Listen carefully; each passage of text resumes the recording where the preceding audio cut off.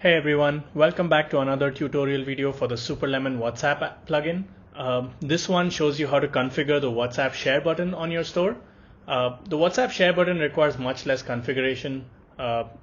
You just have to only click on the enable button and it'll start showing on your store. But you can customize it a little bit based on your needs. So you can set custom colors just like the chat button, or you can select a pre-configured design. Let's select a pre-configured design for this one. There you go. You can change the text on the button. You can also change the pre-configured message. This is the message that is loaded by default when somebody clicks on the chat button and opens inside WhatsApp. You can decide where to show the share button, mobile only, desktop, and the position left or right. Let's make it left on desktop. And you can finally decide which pages to show the share button. So let's disable it on home page, but keep it on product pages. And we'll click on save.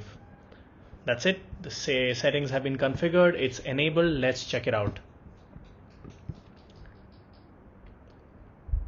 As you can see, there's no share button being displayed on the home page because we configured it to not show on the home page. Now let's go to a product page. There you go.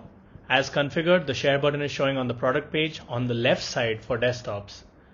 That's it. That's all the configuration that you need for the WhatsApp share button. If you have any further questions, you can just drop an email to us by clicking on the email support buttons. Thank you.